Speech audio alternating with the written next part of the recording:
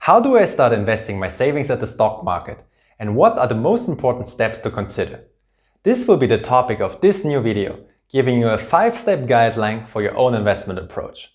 So let's go with this next video.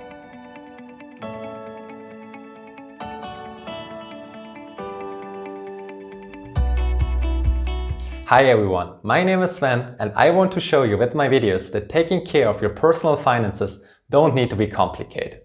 In today's video, we go through different steps which are relevant if you want to start investing. These 5 steps here at the left give you some guidance on how you should approach your own investment journey. So you should first define your fundamental investing strategy. Then assess your risk tolerance. Third, plan your asset allocations. Afterwards, take actions. And last, rebalance your portfolio. Let's now have a closer look at the 5 points of the investment guideline. First, you need to define your investing strategy. For example, if you want to follow a passive investing strategy or whether you prefer the active investing approach.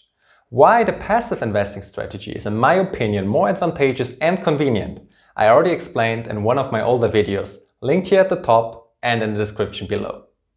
Let's assume we decide on the passive investing strategy, because we know that this strategy delivers higher returns on your investments in the long term of several years and is easier and less time-consuming to execute. Also, we want to maximize diversification of our investments to reduce the risks of the stock market to a minimum. It is important that you stick to your investing strategy and don't change your approach every year.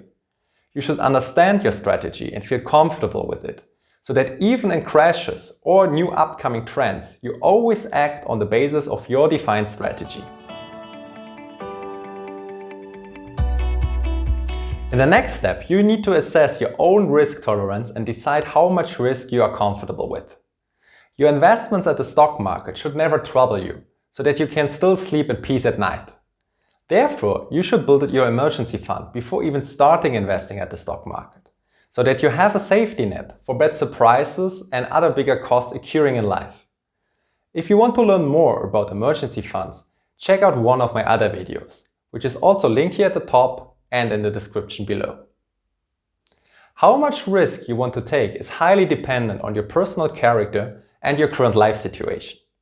A young person might be able to take bigger risks than someone close to his or her retirement, who will depend on their savings in the near future.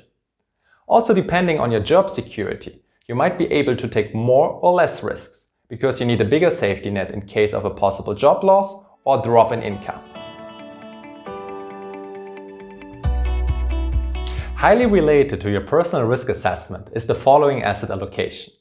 The asset allocation decides how you distribute or allocate your savings to different assets. These assets can be, for example, individual stocks, bonds, ETFs, real estate, savings accounts, and more. Assets can be distinguished between risk-free and risky assets. A savings account at a bank or bonds of countries with a AAA rating like Germany are defined as risk-free, because it is nearly impossible to lose your money with these investments. Stocks or real estate are examples for risky assets due to the risk of the volatility of the markets, possible negative returns, and temporary crashes. Depending on your initial risk assessment, you can allocate your investments to risk-free and more risky assets. If you want to make it easy, you put the risk-free part of your portfolio to a savings account at your bank. This risk-free part of your portfolio is not counting the emergency fund.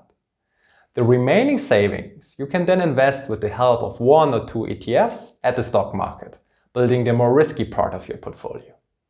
Here you need to decide in which markets, countries or industries you want to invest with your ETFs. With a passive investing strategy, you usually try to build a global portfolio with ETFs, investing in stocks worldwide, without any focus on industries or countries.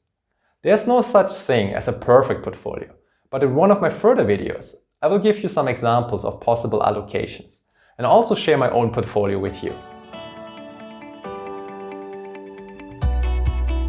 After you decide how you allocate your savings to different asset classes on a theoretical basis, you now need to invest in the correct ETFs based on your asset allocation.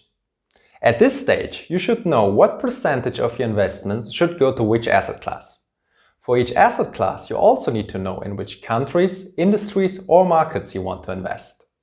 Then you need to do some research to find the correct ETFs to build your portfolio in reality. For the passive investing strategy, we would need to invest in an ETF covering the global stock markets. There are a lot of websites helping you to find the correct ETFs. My personal favorite is Just ETF, where you can easily filter and search for more than 1,500 ETFs.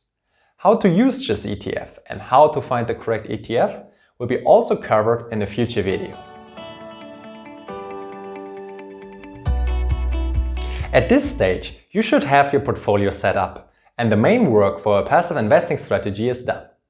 You can keep investing into your portfolio with a monthly saving plan, which is automatically executed each month or on a quarterly basis. The only thing you might need to do during the year is some rebalancing. Rebalancing means that you bring your portfolio back into the state of your originally designed asset allocation. Let's say your original asset allocation in step 3 was to invest 50% into bonds and 50% in stocks worldwide. Now, 1 year after you build this 50-50 portfolio, the share of the stocks might be 52% and of the bonds 48%, because the two asset classes developed differently in the past year. With rebalancing, you bring the portfolio back to 50-50 so that you keep following your initial investing strategy. Rebalancing can be, for example, done on a quarterly basis every 3 months. There's no need to constantly rebalance your investment portfolio. I hope this video helped you to understand which steps you should follow when preparing and executing your investment strategy. There will be more videos covering further details of the different steps of this guideline. So feel free to subscribe to stay on board for future content and to leave a like to support this channel. I'm looking forward to getting your feedback in the comments below and preparing the next video for you. So see you soon and have a great day.